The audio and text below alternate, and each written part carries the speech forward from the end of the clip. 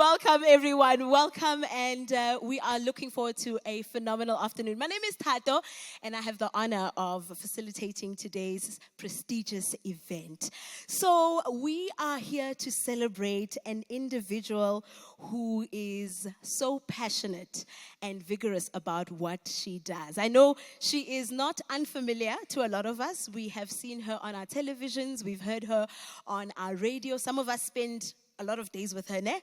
You know who we're talking about. Now, I want us today to actually delve a little deeper in who she is as an author. That's who we're experiencing today, that side of her. So to introduce her, I'm going to read an excerpt from her book that we are launching today.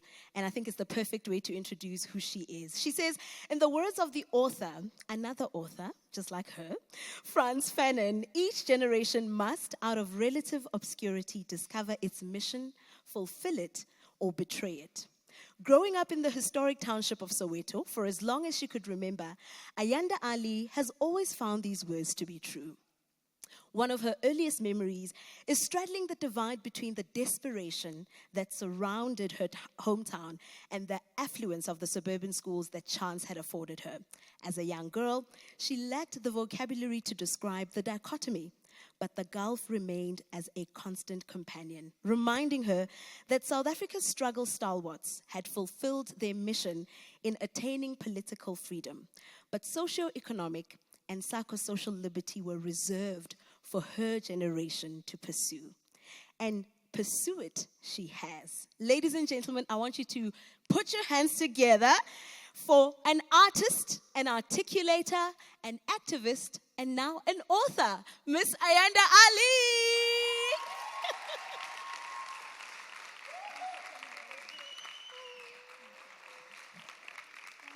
You can keep clapping, you can keep clapping. I'll sit here, my friend.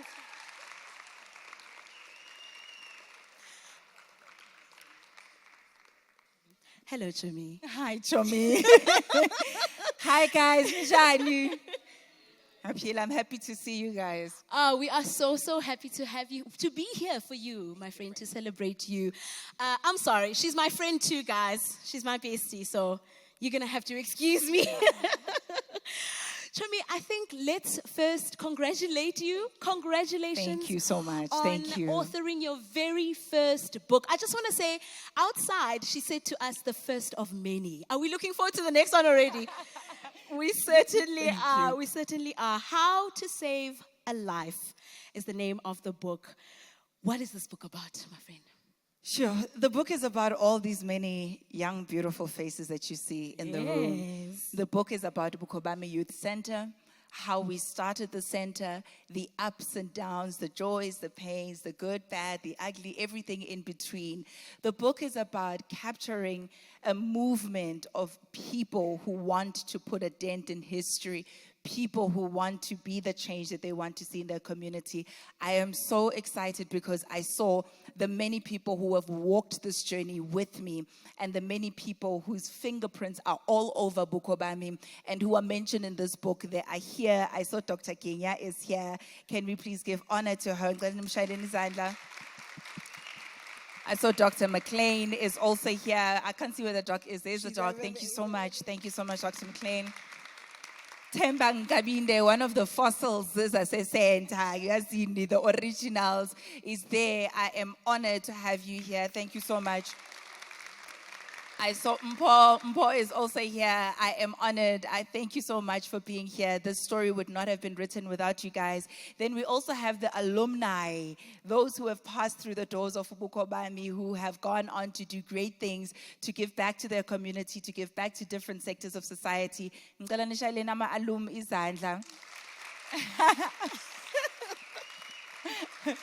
Thank you so much. Thank you. So the book really is about that journey and all the many people who have impacted positively on this journey and the many lessons that we have learned.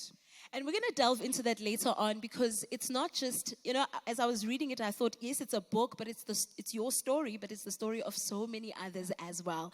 So we're going to get into that later on. Ayanda, you are a journalist, you're a broadcaster, you have your own production company, you're a mom, you run Bukobami, You travel the country. When did you get time to write a book? I mean, what possessed you to say, I'm going to write a book, and where did you find the time? Okay, twofold. The first one, what possessed me? I think initially it was fear, I'll be honest. We were having very difficult times through COVID, and I was quite afraid that Bukobame would not be able to withstand the vicissitudes that COVID came with. And I thought to myself, it would be such a shame for us to close our doors without anybody knowing the fantastic work, that all the people I've mentioned have put in.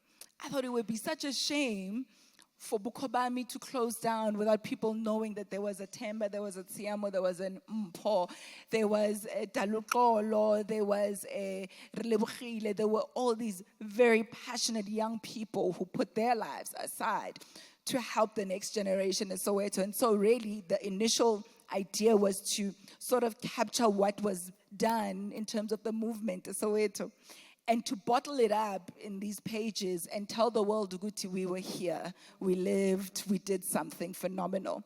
And then as I wrote, it became a manual to tell other people how to do it. And I thought to myself, I'm no longer afraid. I'm now inspired because I've had to go back and look at the journey myself and then say to others, hey, if you want to start an NGO, if you want to start a movement in your workplace, if you want to do this, here are the lessons I learned along the way so you don't repeat my mistakes. But more than that, I then tapped into the wisdom of others. I mentioned with Dr. Kenya, many others whose work is also in this book. And, and I said, can you share with me the wisdom that made you so phenomenal in your area that impacted positively also in my life? And so it became a manual, a how-to book, whereas in the end of each chapter, we ask the people, what do you want to do? What would you do differently in this situation? And then that was also the motivation. Let's give the next generation a manual on how to do change work and impact work. So I think that's where it was. Yeah, so it started out of fear, but then it turned into inspiration for me. And where did I find the time in between everything? I was still 30 minutes here, an hour there. Sometimes when I'm down, it would help me process things. When I'm excited and we've just done amazing work, or I've just been with the choir or the dancers, and you'll see them later, and I'm like, oh, they're amazing. Let me write about them, And so I would steal little moments here and there to write about them. Which leads me to my next question. You say at the end of each chapter, there is a points to ponder section. So it kind of gives the reader an opportunity to co-write their own journey as well. And my question is, who did you write the book for? Is this for somebody who's running a community program already, somebody who's got the desire to? Who is this book for? Absolutely, all of the above. Okay. So I get many people who contact me via Twitter, now X, Instagram, etc., or who just meet me along the way who say, I've got this idea, what should I do? And then I'll say, well, I don't have all the answers, but this is what I've found along the way to help, and these are the people that you can contact as well. And so it is for that person who says, I want to start something, what do I do, where do I go? And this will just help you to avoid some of the pitfalls, but also to leverage off of some of the ideas we had and do even greater things. But it's also for the lonely person who is in the journey. I also get some people who are already in development work who will come to me and say, I'm doing 1, 2, and 3. It doesn't seem to be working. I'm tired. I want to give up. And that moment, I'm just like, girl, you and me both, And so I found that this book can be a companion to someone who's already on the journey. And these words can be words that I needed as well. At some different points in my journey where I was like, I wish I had someone to say, yeah, no, kuzopetane, mara kuzolunga as well. So it's for somebody who's already come full circle in that way. And for people who maybe just want to do some work, not in an NGO space, but in their corporate environment. I mean, we have Moshe from the Spur Foundation, who's leading transformation there. And he's the one who in his chapter says, I'm not starting an NGO, but I work with a lot of people who are in that space. And this is how I create change. There is also so many people who write from a perspective of corporate. Some of them write from the education space, different sectors. And this is for people who are saying, wherever I am in my little sphere of society, I want to make a difference. So it's for them. It is absolutely for everybody, and everybody will get a chance to get their copy, of course, at the end of our Q&A. Let's talk about what you hope to achieve once this book is in the reader's hands, and it's the kind of book that travels. You know, it doesn't just stay with the first reader. I see it spreading all over. Once it has reached the reader's hands, what do you hope to achieve with these words that you've penned? I hope to light a fire. Ooh. I hope to light a fire in the hearts of people who are able to make a difference in their small sphere of influence. It can be in your classroom, it can be in the courtroom, it can be in the boardroom, it can be in the field of sport or wherever you are. I hope that when you take this book, you ask yourself, what difference can I make? We live in a country that is riddled with societal ills. We don't even have to mention them. You know them. It can be teenage pregnancy, drug, alcohol abuse, poverty, inequality, unemployment, crime, all manner of ills. And we don't have to just even look to the public sector. You can even go to private sector. A lot of things happen there as well. Corruption also takes place there. So we need change agents in every single sphere. We need change agents in our families. Yeah. You know, someone to speak up for your aunt who's being abused by your uncle. We need someone to speak up for the child or in Dandani who doesn't have a mom or a father. We need every single one of us to make a small dent where we are. And so I'm hoping that after picking up this book, someone will think, where is there a need for my energy, for my passion, for my skills, and how can I become the change that I want to see? Gone are the days where we look to government. Gone are the days where we look to our politicians. Gone are the days where we even look to corporate. We have to look within ourselves to find the solutions that are there. And together we'll be able to make a ripple effect that will go far and wide and change this country. I think that deserves a round of applause, ladies and gentlemen. We are the change we want to see. And we're going to open the floor for questions. If you have questions, I will be coming to you with a microphone. And you're able to ask you. While you're thinking about your questions, you do have contributors in the book. So it's not just you. And I was so glad to see some of them here today. I want to talk about the one that is here. First of all, he wrote the foreword to your book. Yes, he did. Dr. McLaren. Tell us, how did you approach him and why did you ask him?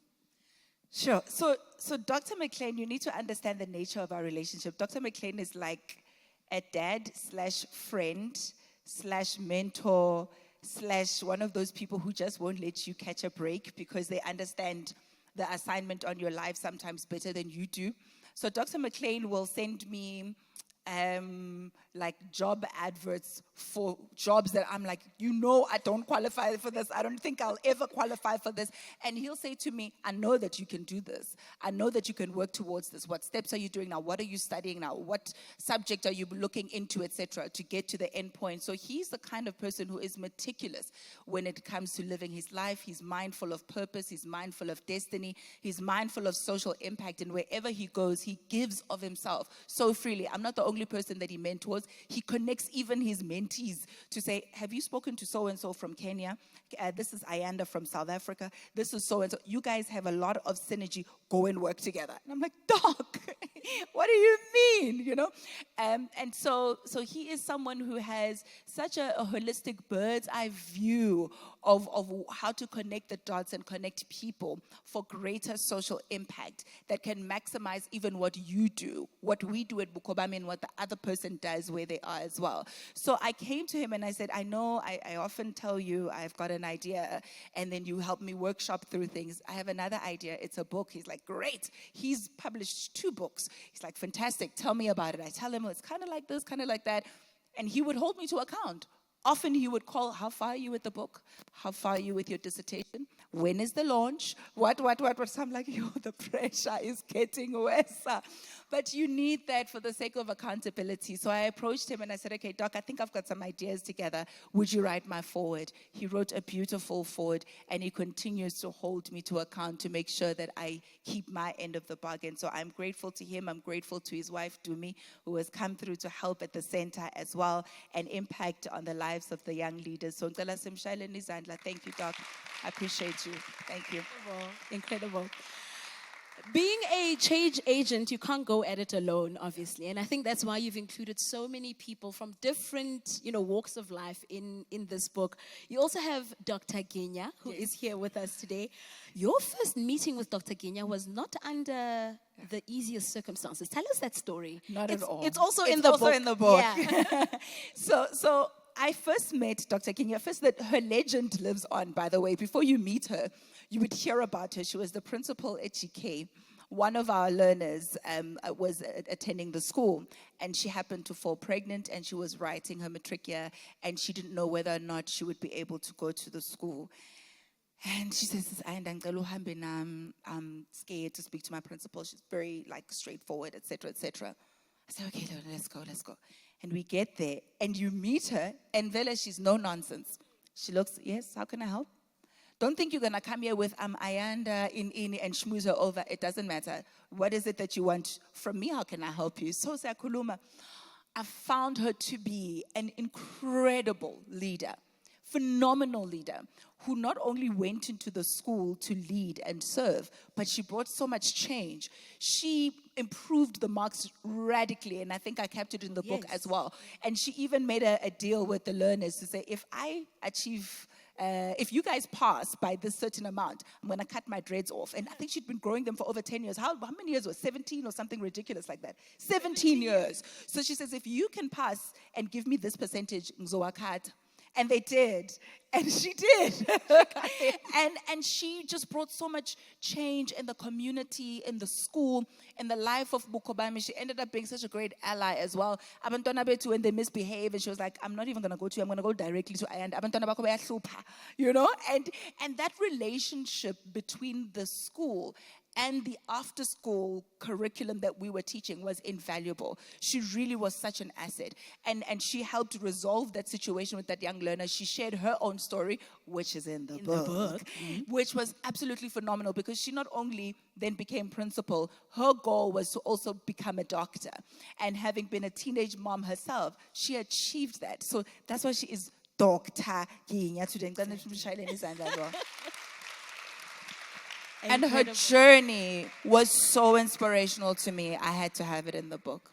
I just love how you have built so many long-lasting relationships with each and every one of the contributions that are in the book, and also glean from their knowledge and from their wisdom.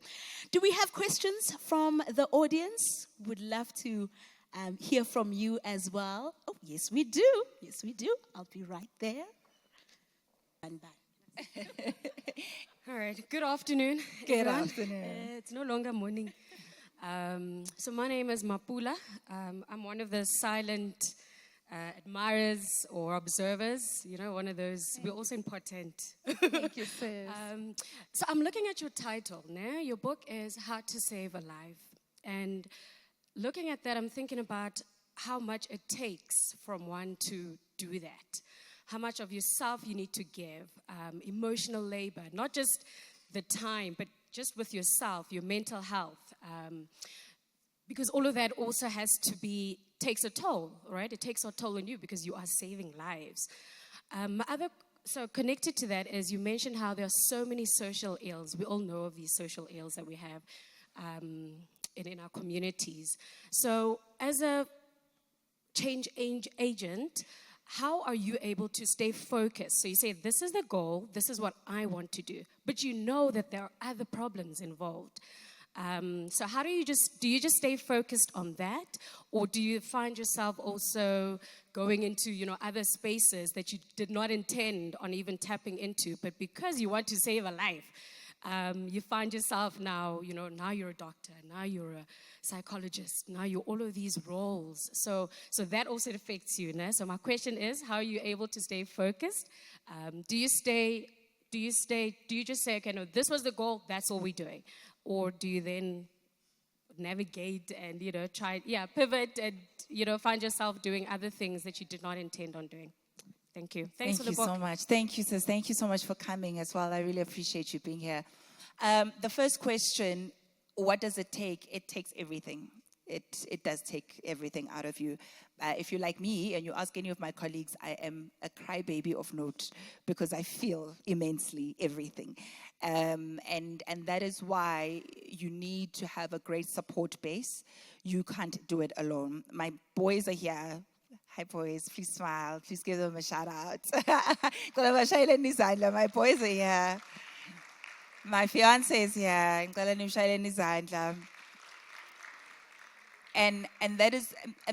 that's the reason why I'm saying that you need the support. I don't know if my sisters are here. They're chronically late all the time. Oh, there they are. Bafike late, ngiyabazi. So a typical day or a month even would involve you making several phone calls. Please, can you help me fetch the boys in center? Please, can you help me do 1, 2, and 3? Oh, I need to take the boys gupi. Or, oh, we're going to camp in Ebukobame, etc. So the boys will have to go elsewhere and someone will have to fetch a banner for you, etc. You'll need that support. And whether it comes in the form of family, it comes in the form of friends, you absolutely need to have a network of people who can help. And then whatever initiative that you're going to do, make sure you have a group of people who believe in the vision as much, if not more than you. I've been blessed. And that was one of the things that God had said to me starting out Ibukobame. And it's also in the book where he said to me, I'm not going to let you do this alone. I will send you a group of people to help. And we've never been without help, Ibukobame. Right from the days of Abotemba, even now to the point of Abokarabo being here, God has always sent through people along the way in the journey who will hold me to account if I look like I'm straying, but who will also keep my hands up when my hands get tired. And these are the kinds of people that really helped keep Bukobame open during COVID when I was ready to call it quits. And they were saying, nah, not yet.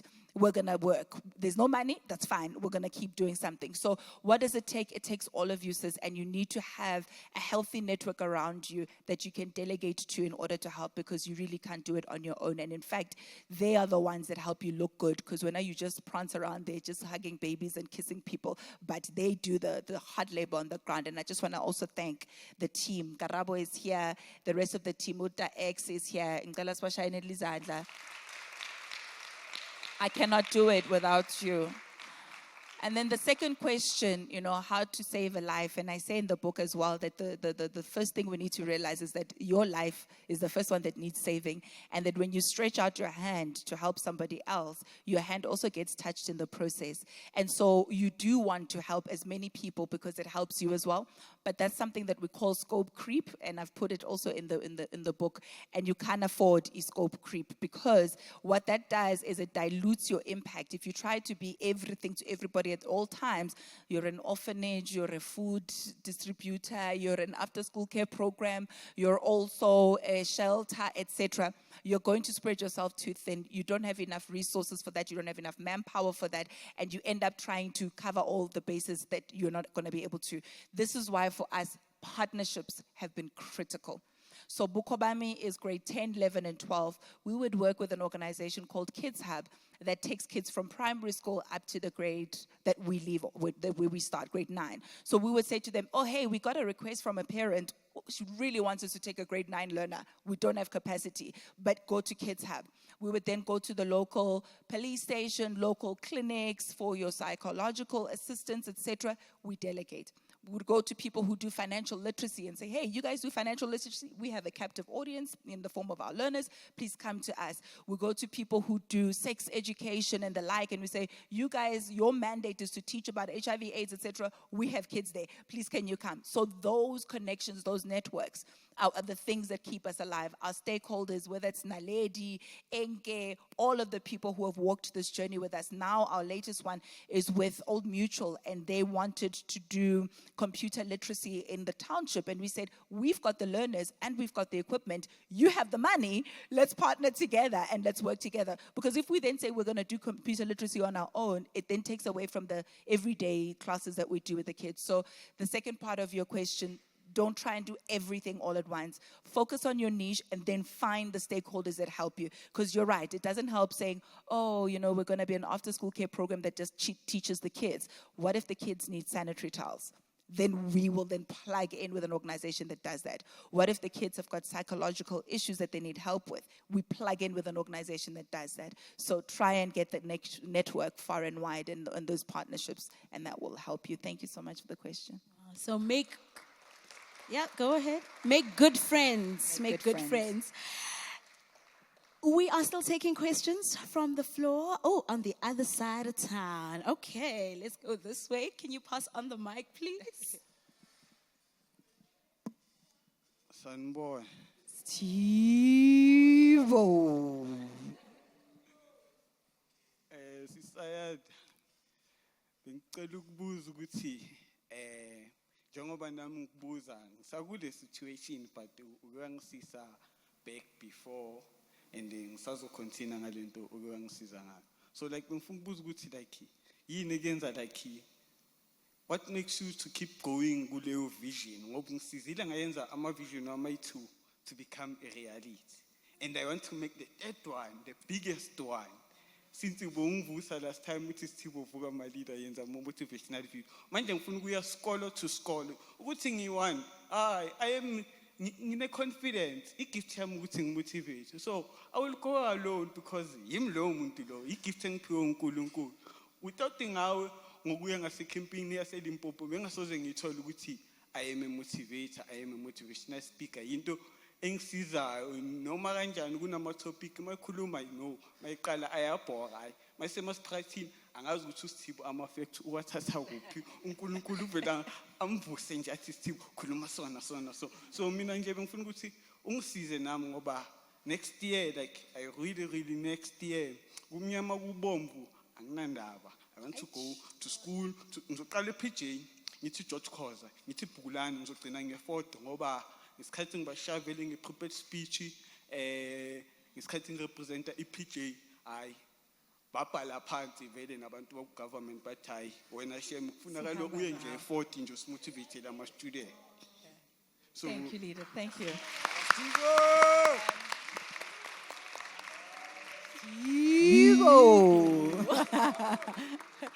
What keeps you going? What keeps me going is you, Steve. All of you in this room are what keep me going. Maning sendela ama WhatsApp says Ayanda kudala singakuboni kanti ukuphi. Mangifike center nigcwalisa ifone yami ngeyithombe zenu until I run out of space. Those who are guilty, you know yourselves. Masiya somewhere and you share with me your reports, your results. I get messages about what you guys have done. I just received a message from an old friend, Megan, who is from an IT company.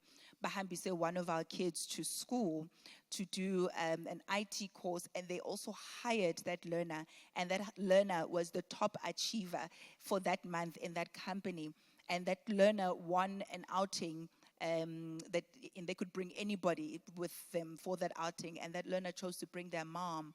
And I thought that is such a beautiful character. That's such a beautiful thing. So whenever I feel low or I feel down and I think of you and I think of your potential and I think of all the crazy and beautiful and wonderful things you do, it keeps me going. It makes me think, okay, maybe just one more year, one more year. Let's give it just one more year. And then after that year, you guys do amazing things. Like you'll hear the choir, you'll hear the dancers. Then I'm like, maybe another year. Ne? To the point where now we're 8 years in, 8 years of Bukobami. And it's because of all the wonderful things that you guys do and all the wonderful dreams you have and how you go for it, Tibo, where you say you've ticked off 2 of your 3 big goals that you wanted to do. And when you guys come and say, Ayanda, we did it. We did 1, 2, and 3. That's what keeps us going.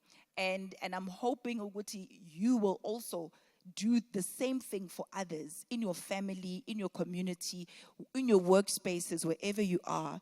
You're going to find your reason, your why, which is also something that is contained in the book.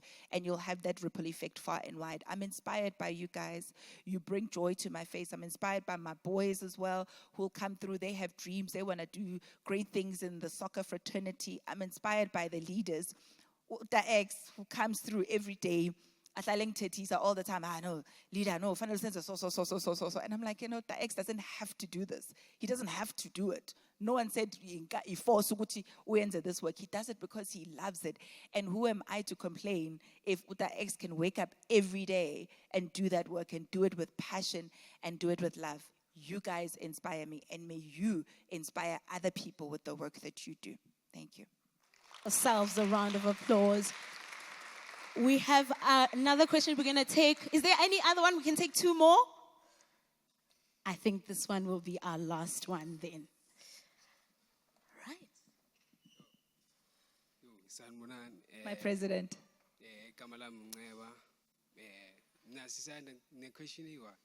What did you do different from other people? What did I do differently from other people? That's a very good question. I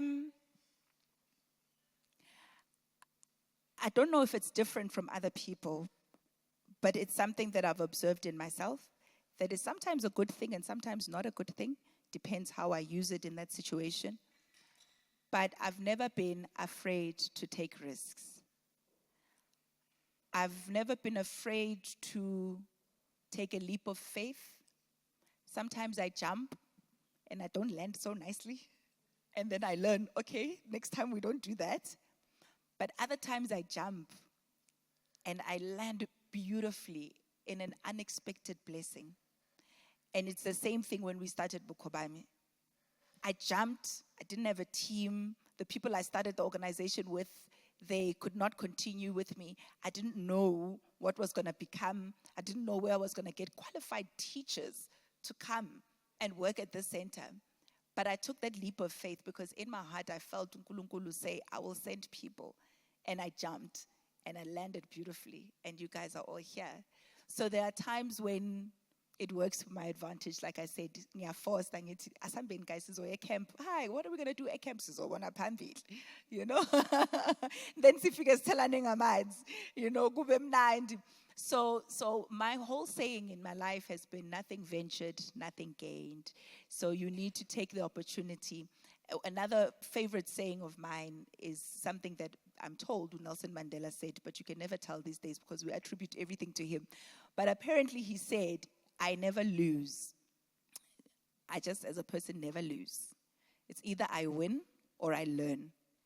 So in anything that I do, I will win. If I don't win, I will learn. It will give me a lesson on how to do better next time. So that's always been my perspective. Take the leap of faith, take the step of faith, and 2 things can happen. Either you win or you learn. I think that's something that has carried me, and that's something that has led to Bukobami as it is today. That's powerful. Today we're winning and learning, aren't we?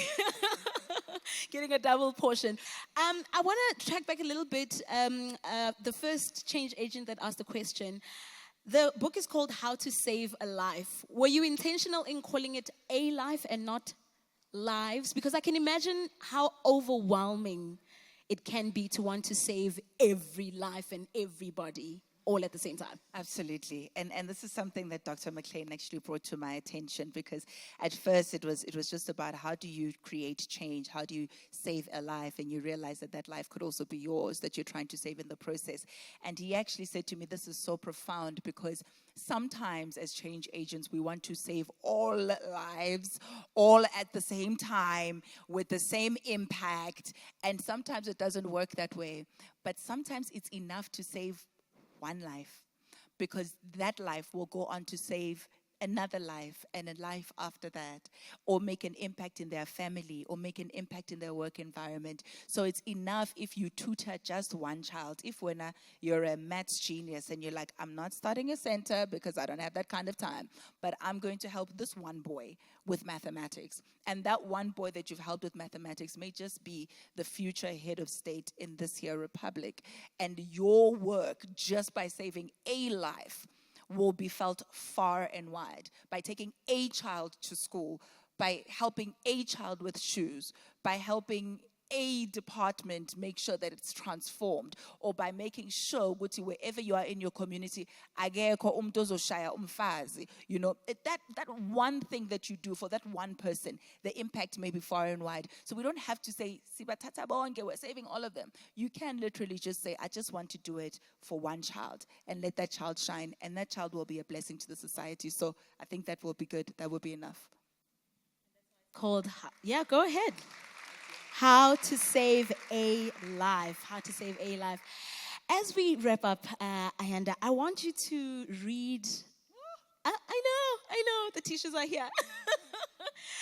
It's right at the end of the book, and I think it's a perfect ending to our discussion as well. When I read it, I just want to say, I'm Ayanda's friend, right? But when I read it, I cried a few times as well, and I was like, "Oh my goodness, Chomi." But I want you to read the last chapter, the last paragraph in the last chapter. The last chapter is called Continua.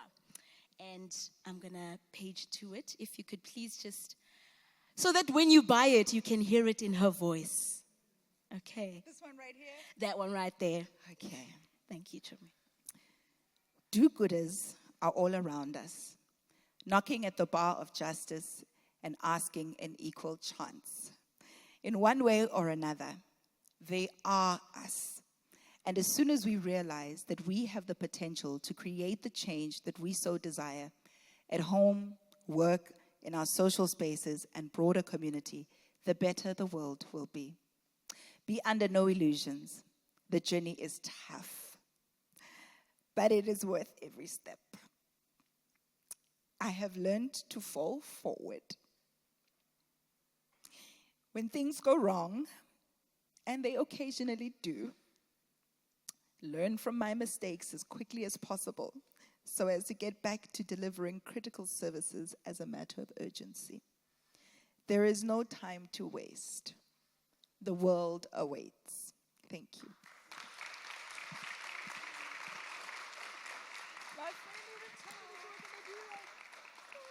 She didn't tell me she was going to do that. I was never ready. Thank you. I didn't tell you, Chomi, but you did it. You did it, my friend. You did it. She says the world awaits, and we waited. The wait is over, at least for this chapter of your life's work, Ayanda. We want to say thank you so much for leaving legacy, for leaving greatness, for leaving inspiration in the earth, because long after you're gone, this will still remain, and it's going to go for generations and generations to come. We want to thank you for leaving inspiration in the earth. Please give a round of applause for author. Let's stand. Let's all stand as we honor author Ayanda Allie. Congratulations.